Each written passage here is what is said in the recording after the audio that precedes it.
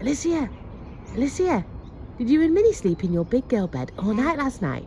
Yeah. You did? All night? Yeah. Was it really good? Yeah. Are you a big girl? Yeah. Is Mummy really proud of you? Yeah. I am, aren't I? Yeah. So proud. Yeah. Yeah. Shall we go to nursery now? Yeah. So that was Alyssia this morning. So yeah, last night was huge. It was such an improvement. She literally, she went into her bed last night. She didn't mess around. She went to sleep absolutely fine. She had a little mess around in the sense of, you know, wanting to swap teddies and things like that. But she went to sleep absolutely fine. And she was restless. And she kept nearly falling out of the bed. But she'd get up and she'd put herself back in. And she wasn't shouting for me. And she woke up briefly about 4ish. I don't think she woke up. I woke up to her crying out in her sleep. She's been doing that a bit over the last few days. But I'll tell you a bit more about that in a minute. So I went to her about 4 o'clock and just basically popped the covers back on her. And then I woke up to her about 20 to 5 and she was standing at the stair gate. Now, what I have been doing prior to last night is if she's been waking up, because I've been trying to protect Sophia's sleep, I've been taking Alyssia and popping her in the cot and saying that's it. There was just something about the way she was last night. And I said, should we go back to bed? And she said, do you want bed or cot? And she went, bed. I went, okay. I said, if we take you back to your bed, you're going to have to go straight to sleep. And she went, yeah. So I took her in and she pointed to where I sit. She can't see me when I'm there because I'm hiding behind a chest of drawers. It just means that when I hear that she's gone quiet, I can sneak out and she's got no idea because I don't need to do anything when I'm there. And that was it. 10 to 6, she just kind of waltzed into my room happy as Larry, and she'd had, what was it, 11 hours and 20 minutes sleep last night. So that was really, really good with just that one little wake up about 10 to 5, which was brilliant. So massive, massive, massive improvement. So this is part 27. Obviously, with regards to the number of nights, I've lost count now because obviously we're not doing the videos every day. But I want to give you a bit of an idea as to how we've got here over the last few days, because there's been a few bits which have been quite traumatic, but it's been about me taking some time and assessing what's going on and saying, right, where do I need to tweak things? Where do I need to change things? So to give you an idea, so last week we started Alyssia on 4 days a week at nursery. And I think a lot of it, I think maybe some of this stuff that's coming is because of that that I'm about to tell you about. But we kind of thought, well, she's got to go because she's not getting the same stimulation. So because of everything still with COVID and what, we haven't really been going to many soft plays. She hasn't got any friends apart from the one she's got in nursery, but I don't know their parents. Whereas when I had Sophia, because we were going into the nursery, we'd meet the parents, I'd know her friends, we'd go out and we were just out all the time and we'd be going everywhere. So she was getting stimulated. So that 3 days a week she was in nursery was plenty for her, absolutely plenty, because on the other 2 days we were actually out and about and we were busy doing stuff. With Alyssia, it's different because we get that short bit in the morning, but whereas previous with Sophia, it would have been a case of after the nap you go out and that's when you have your day. We don't have that because then we've got the school pickup, so we don't have any of the same sort of routines as such or freedoms as we used to have. So it's actually better for Alyssia, I think, to be in nursery more because she's more stimulated and her speech at the moment is absolutely off the charts. She turned around to her teacher at the nursery the other day. She gave them a book and she went, read it. The teacher was like, what? She picked things, went, broke, fix it. Broken, fix it. Ripped it. I'm like, oh, wow. She's just, it's the speed at the moment. It's just absolutely incredible. Which is obviously, this does play a part. So if any of you are kind of watching this and you've got little ones in that run up to 2 years old or they've just turned 2, it's totally normal, by the way, for sleep to kind of dip, behaviour to change and things like that. It's totally and utterly normal. That's the reason why I created the behaviour and sleep support guide. So if sleep's always been pretty good and then suddenly it goes pretty bad, absolutely very normal, but you might find that course a really, really helpful one. And that's 3 to 6 years old. But yeah, so she's needing that extra stimulation, but obviously they're really long days. But I think because it's come as a bit of a sudden thing, because she used to be 2 days. Just before Christmas we went to 3, and then we've suddenly just gone to 4. I think there's a bit of an element of separation anxiety that's sort of kicked in a bit. Because towards the beginning of the week, we had the most horrendous screaming fests when it came to going to bed. It was awful. And poor Sophia, bless her, she was basically stuck downstairs and she was just watching telly while I got Alyssia to sleep, and it was just a nightmare. I think the second night, because of what had happened the first night, in the sense that because it took so long and Sophia had been downstairs waiting for so long, the second night I went, I'm not going through this. I said, if you're going to mess around like you did last night, you're going in the cot. And she was in the cot for the whole night, because I thought, I can't do this because it's not fair on Sophia. Sophia's got school. She needs her sleep. She needs her attention. I can't just be sitting here messing around here with Alyssia while she's messing around in and out the bed, wanting to run over here, jump into Sophia's bed and keep running out and checking on me and stuff like that. I was like, no, we're not playing these games.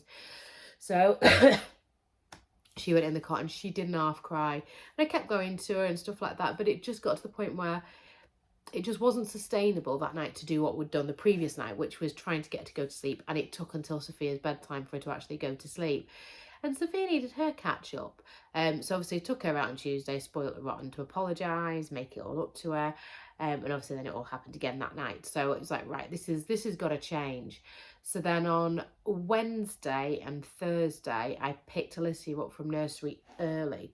Now Thursday's different because Sophia has dancing, so she's later. But on Wednesday it was really nice because I thought, we've got to build some connection back in here, because Sophia was tired as well. Because just to give you an idea, this is why I always say to people, no screens before bed.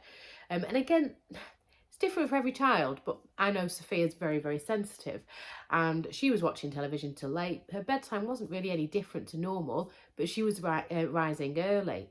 And now the thing is, because she's watching the television, that's actually inhibiting that melatonin. So that's causing problems then when she's going to bed with her sleep for the night. So just because she's watching, and I see it all the time, this isn't like it was a one-off. If we've ever stayed up watching a film, anything like that, even if bedtime is pretty much the same time, if she's been watching television too close to bed, she starts rising early the next morning. Some of you might watch this and go, oh my gosh, I've seen that with my kid. It's totally normal. It's not unusual, but it's things to look out for. And hence why get rid of them screens a good hour or so before bed if you can. We normally have it off by tea time and that's it. But yeah, so I thought, right, we've got to build some connection back in here, and Sophia needs to go to bed early. Now, Alyssia had probably one of the worst naps she's ever had at nursery. She's normally on a good hour and a half to 2 hours, if not more, at nursery. And I think she does 75 minutes or something. I was like, an hour and 15? She never does that at nursery. I was thinking, oh God, how am I going to do this? And I thought, I can't put them to bed at separate times again, because we just can't go through trying to get Alyssia down while Sophia's waiting. So I've got to do something different. So I thought, right, I'm going to middle ground it. I'll put Alyssia to bed a bit later than I would like, and I'll put Sophia to bed a bit earlier than I would like. So hopefully it'll kind of balance out. It did. But it meant that what we could do is beforehand, we spent a load of time together playing. It wasn't bath night, so we didn't have that to contend with. We got home, we gave them food earlier, because I was going to do it later, but Alyssia comes in and she's going, bop, bop, bop, bop, on. That's what she calls Weetabix, and she wants Weetabix at that time. So I was like, okay, that's fine.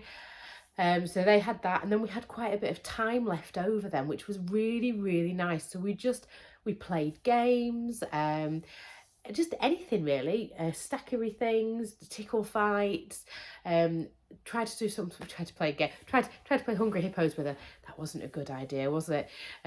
But Sophia wanted to have a go, and yeah, well, you know, but it was all about connecting. It was all about us three together, having a nice time and having some fun together before let's go to bed. Which I think is what had happened the previous couple of nights. She'd been at nursery or whatever, and well, she hadn't been in nursery on Monday, but that's a different thing. But it was very much like, it was just, she just needed that connection. I think Monday might have been a bit chaotic actually, thinking about it. But yeah, so it's just needing that connection. So we built that back in, and bedtime was so much better. So then last night I did the same again. I picked Alyssia up from nursery early, so we got to spend a bit of time together. And before we picked Sophia up, And last night I was able to separate bedtime again, which is where I need to be really, because Sophia doesn't need to go to bed at the same time as Alyssia every night. I just need Alyssia to be sort of more settled. But it was bath night last night, so we got them in the bath early. I got Alyssia into bed a little bit later again than I would have liked, because she'd had another pretty rubbish nap at nursery. But I think she was in bed for 6:20. Sophia went downstairs. We managed to sit and read a story together. She keeps wanting Sophia, but it is what it is. You know, you can't win them all, can you? And she didn't get out of bed once, and she was fast asleep for about just gone 6:30, which was it was just really, really nice. It meant I could come downstairs to Sophia. We played a game together. She wanted to play Granny Footsteps. So we just had our laugh, and it was just about connecting. And again, the sleep was so much better again last night. The best it's been, in the sense of she was in her bed. She slept all the way through till 4 o'clock. I went in. She hadn't woken then. I just kind of woke up to her. So I just went and sorted her out. And then like I say, 10:05, she was just at the stairgate. I popped her in, she came in at 10:06, and that was it. But she'd had over 11 hours, and I can't expect any more. She'd done absolutely amazing, so I'm absolutely chuffed to bits. So again, I think we're moving into the half term now, so I don't know where things are going to go, but I'm going to make sure we have lots and lots of time together, lots of connection, one-to-one time with each of them if I can get it. Lots of time playing together, because again, I need them as siblings to really connect with each other. It's really excuse me, it's really, really important that happens, and they do. It's absolutely lovely. I'm just gonna make sure there's nothing I wanted to say, because I was like, sometimes I do this and I kind of get to the end and I go, I wish I'd said that. Yeah, so I talked about the early rising. Yeah, but and she was, yeah, Alyssia's been crying a lot in her sleep. It's really bizarre. We've had a couple of nights where she's done really well with her sleep, but she's kept me awake, which hasn't been fun, which sometimes happens, but that's just life. But yeah, so it's a journey that we've gone on. Now, normally, obviously, this would be so much easier. If you had a little one in their own room and you were doing this transition, it would be so much easier. But where we are is taking longer, because I've got to protect Sophia's sleep. So I've got to literally take Alyssia out of the situation when it gets rough.